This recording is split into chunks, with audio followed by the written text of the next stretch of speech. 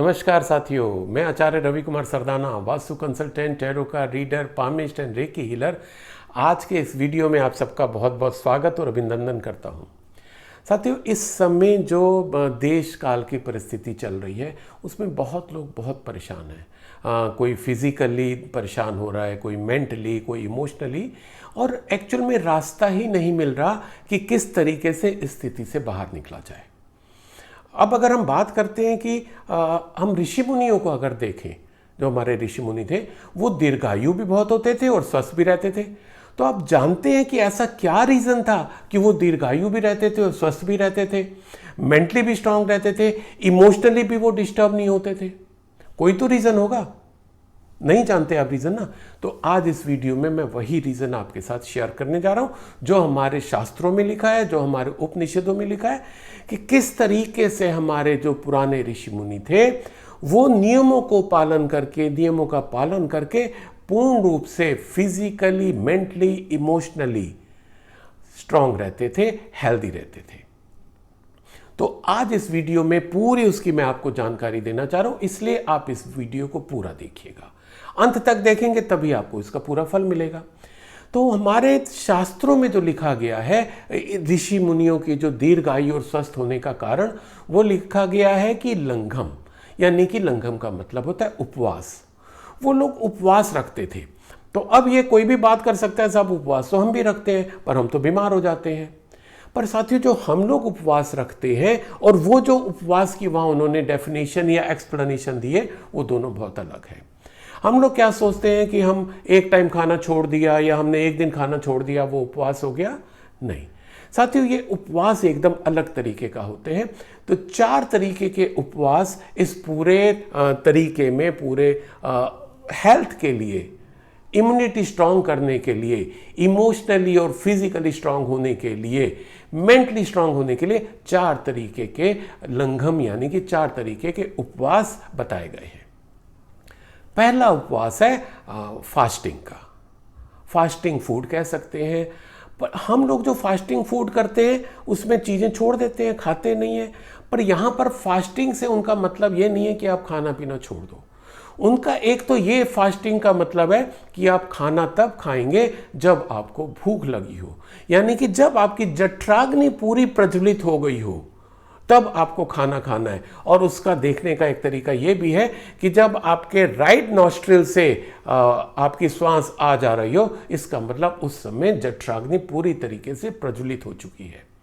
अब जब आप भोजन करेंगे तो वो भोजन की आपके शरीर को एक्चुअल में आवश्यकता होती है और वो आपके शरीर में पूरा लगता है। अब इसमें भी भोजन कौन सा करना है, कितना करना है, ये भी थोड़ा इंपॉर्टेंट है। इसमें भी बताया गया कि जो आपको जितनी भूख है, वो ऐसा नहीं है कि अब आपको भूख लगी तो ठूसते चले गए। नहीं, आपको जो भूख है उसका 70 to 80% ही आपको खाना है, बस उसके आगे नहीं खाना। एक बात सवाल ये उठता है कि क्या सात्विक भोजन ही करना जरूरी है? जी, हमारे शास्त्रों में सात्विक भोजन के लिए ही जोर दिया गया है।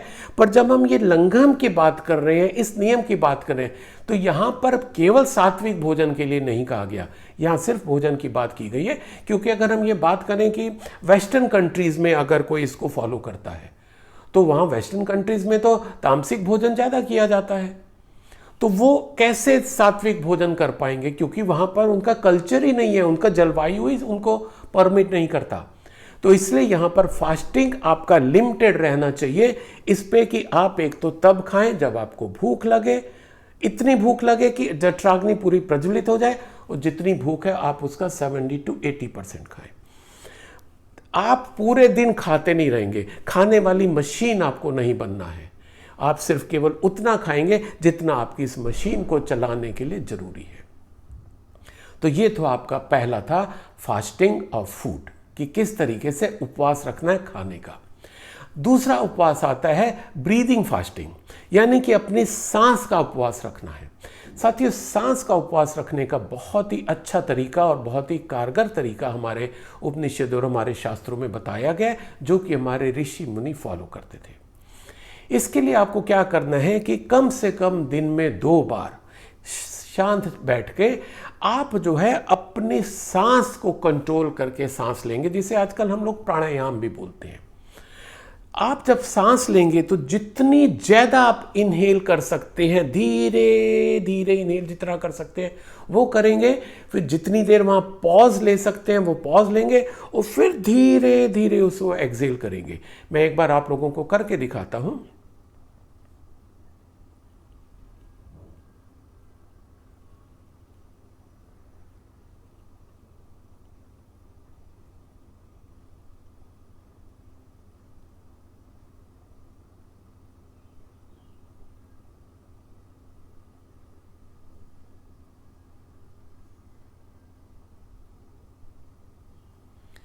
ना सांस लेने की जल्दी, ना सांस छोड़ने की जल्दी। जितना धीरे धीरे लेके उसको स्ट्रेच कर सकते हैं उतना करना है, और जितना धीरे धीरे एक्सेल कर सकते हैं उसको एक्सेल करना है, सांस को निकालना है। जब आप अपनी सांस पे कंट्रोल कर लेते हैं तो जो आप अपने प्राणों पे कंट्रोल कर लेते हैं, क्योंकि हमारी सांसों से हमारे प्राण कंट्रोल होते हैं, इसलिए इसको प्राणायाम भी बोला जाता है।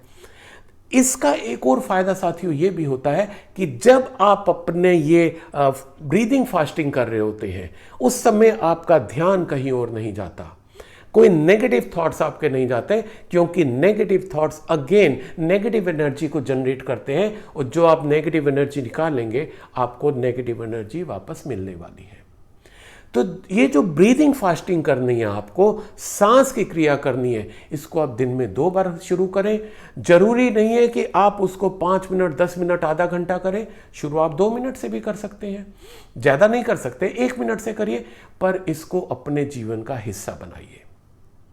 अब आते हैं हम तीसरी फास्टिंग पे। तीसरी फास्टिंग है आपकी बोलने की फास्टिंग, वोकल फास्टिंग। शास्त्रों में क्या कहा गया है कि आपको कम से कम बोलना है, आपको बोलते नहीं रहना है। जहां जरूरत है जरूर बोलनी है, अपनी बात रखनी है, किसी को कुछ समझाना है। इवन अगर आप पूजा कर रहे हैं तो आप चैंटिंग कर रहे हैं, वो सब आपको करना है, पर आप सिर्फ और सिर्फ बोलते रहें, दैट इज नॉट अलाउड। जैसे कि कई लोग हैं, उनको सिर्फ और सिर्फ इसलिए बोलते हैं क्योंकि बोलना है, चाहे उसका कोई मीनिंग हो चाहे ना हो, चाहे उनके बोलने से किसी को कष्ट होता हो, किसी को बुरा लगे, उनको कोई फर्क नहीं पड़ता।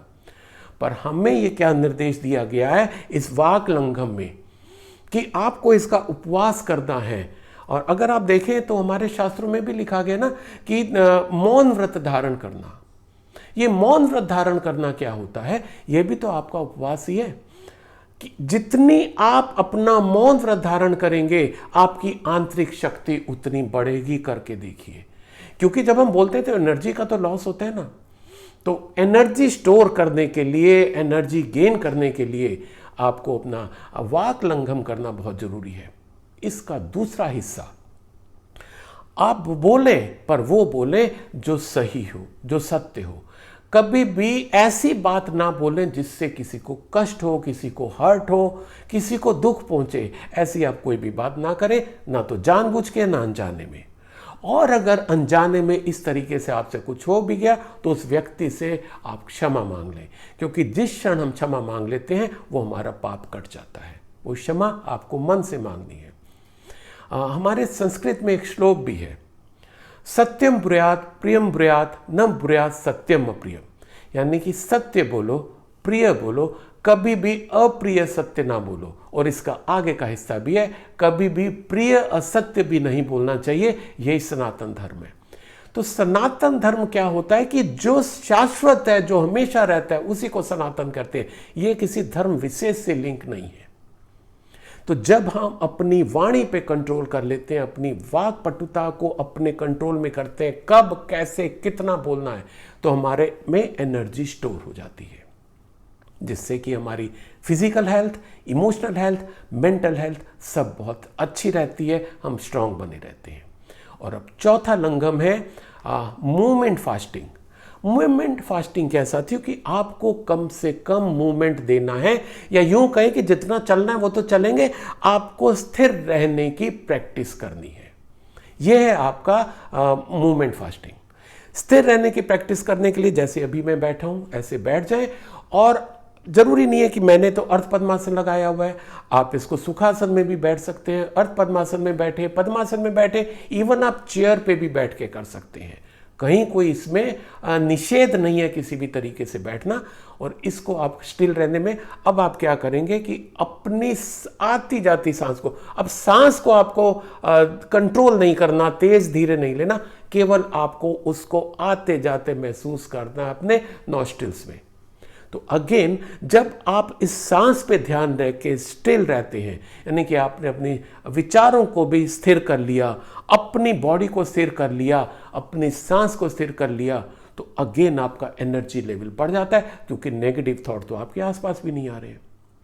तो इस तरीके से ये जो 4 तरीके के लंघम हैं, इसके लिए बोला क्या गया है, लंघम परमा औषधम।